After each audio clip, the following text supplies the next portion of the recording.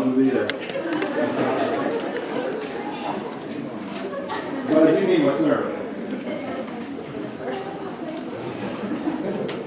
Oh. All right, I'll see you. We'll preach again another time.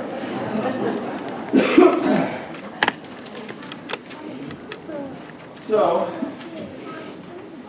we made it. We are through Lent, and we're on Palm Sunday, which marks the beginning of Holy Week. Holy Week is when Jesus enters Jerusalem and the last week of his life here on earth. And if you notice, everything slows down at this point. We think that Jesus' ministry lasted about 3 years. We think. And so if you look at Matthew's gospel, the first 3/4 of it, 20 chapters, cover 2 years and 51 weeks. And this last week of Jesus' life and work gets stretched out to cover 8 chapters, more than 1/4 of the whole story. 25% is devoted to the passion of Jesus Christ. And the church reflects this emphasis by hosting extra services. And you know it's serious when Lutherans have more than one service a week. Maundy Thursday, a full service gets focused on Jesus' last meal, the institution of Holy Communion, and Jesus' arrest. And then we have Good Friday, which has an entire service around Jesus' trial, his suffering, his crucifixion, and death. As the account of Jesus' life slows down, I'm curious if there have been moments in your life that have seemed to slow down. Would anybody be willing to share anything in your life that maybe you had a moment where something appeared to slow down or last longer than it probably actually did? Yes. Death of my niece this week. Death of your niece. The death of a loved one, definitely.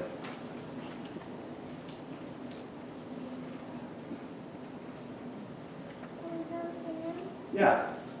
An accident that I was in. An accident you were in. Or sometimes I know near misses too. Like you're like, yeah, you get that slowed down feeling. An illness. Yeah, sometimes you're like, will I ever get over this? I'm not looking for anything in particular, I'm just curious. Watching somebody suffer. Watching somebody suffer. Every shift is a nurse. Every shift is a nurse. Seems to take longer. Yes, Mr. Tyson. What? Okay, like sometimes when you're playing a game that you're really into, it seems like it's longer. Yeah, I mean it's not just bad or difficult things. Yeah, Mr. Angelo. I can't. Okay, sometimes a whole day can feel long. Yeah, I mean I know that's definitely true. How about, I got a question for any women who were pregnant ever. How long did that 9 months feel? Any men who watch their wife?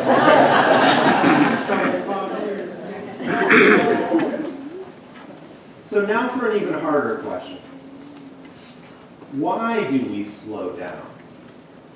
Why does time seem to stretch out for some things? Yeah. Maybe you don't want that thing to stop. That thing is important. That moment is important.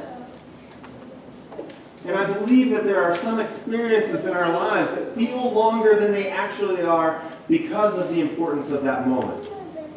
Maybe it's the first day in a new school. Maybe it's that first time you step on the field for a practice.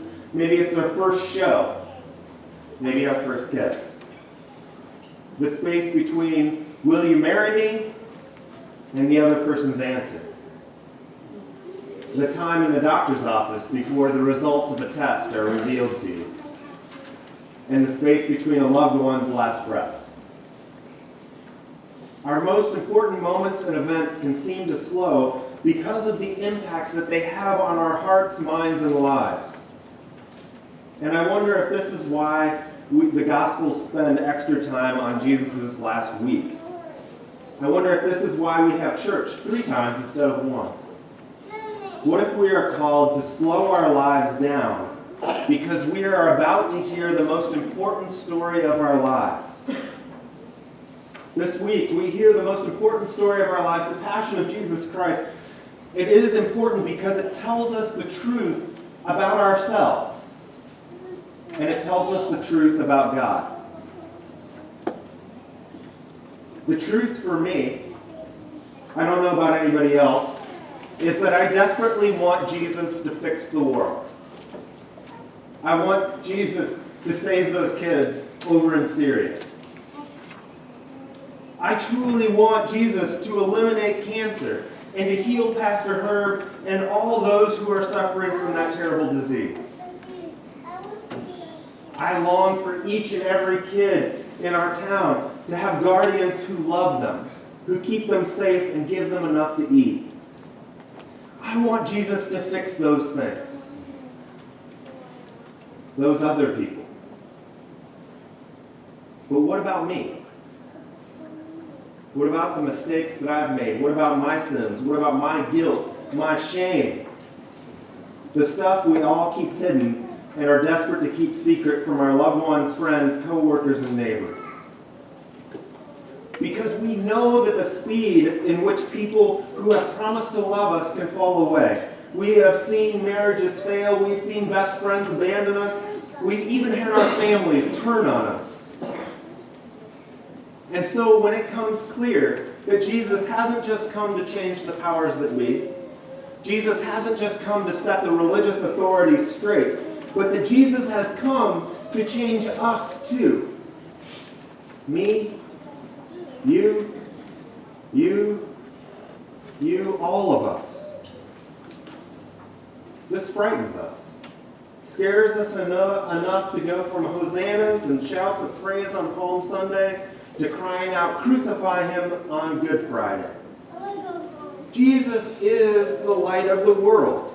And yet there are parts of us, parts of me, my faults, my shortcomings, my weaknesses, that I want to stay in darkness. And we will do anything in order to keep that crud hidden and our public facade intact. Even kill. Literally or metaphorically. Because we all have this deep fear, deep down inside of us, that we are unlovable. That nobody could love us if they only knew. The good news for us this morning and every day is that Jesus doesn't go to the cross and give his life for the mostly good. Jesus serves communions and washes the feet of all of his disciples.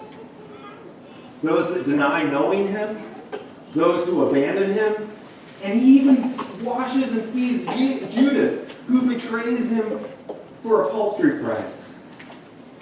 Jesus doesn't die for those who perfectly believe in him. None of his followers believe that Easter is going to happen. None of them believe anything will be found at the tomb other than a dead body. Jesus says, though, "I am pouring out my blood for the forgiveness of sin for all people." Does all mean all? And the best news is that Jesus doesn't just die for us and all of our crud and our sin and our stuff. Jesus comes back to show us that we not only are we forgiven, but we are called and encouraged to live a new life. Changed, raised, restored. And we might be wounded. We might be carrying scars, but we're alive. I want to end with a story. Most of you have heard me talk about my struggles with depression, with anxiety, with obsessive compulsive disorder. And from the time that I realized that I was sick to the time when I finally got help, 10 years went by. 10 years. Because I was ashamed to admit that I had a mental illness. Afraid that I'd be judged and terrified of having to go on medicine and what that might do to me and what that might make me feel. And so for a decade, I suffered. I hurt myself. I hurt people that I loved. I hid because I believed that God wouldn't want me. nobody would want me if they knew who I really was.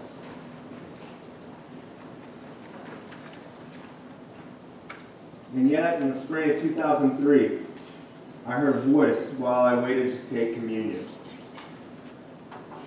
Go to seminary, be a pastor. And I said back to God, I said, you can't possibly mean me because I am super messed up. I have made a ton of mistakes.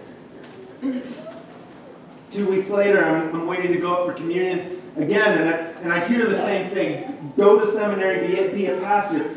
Again, same response. No way, not me, wrong guy, no. Then a few weeks later, I was praying, and I heard the voice again. And I said, no way, no how. But this time I was told by God, in no uncertain terms, that it was me who God wanted. And this is a big deal for me because, like I said, God didn't wait for me to get better. God didn't wait for me to get help. God reached out to me and wanted me in the midst of all my crud, all my sin, all my shame. And this is the truth for me and for all of us. God doesn't want us when we're perfect. God wants us right now. 3 times this morning you will hear God's love and forgiveness offered to you. Hopefully you'll hear it in the sermon. You'll hear it again at communion, at the words, this body is given for you, for the forgiveness of sins. And you'll hear it again at our absolution at confession. God loves you now. God wants you today and forever. And this is the most important story ever told. Slow down and listen to it.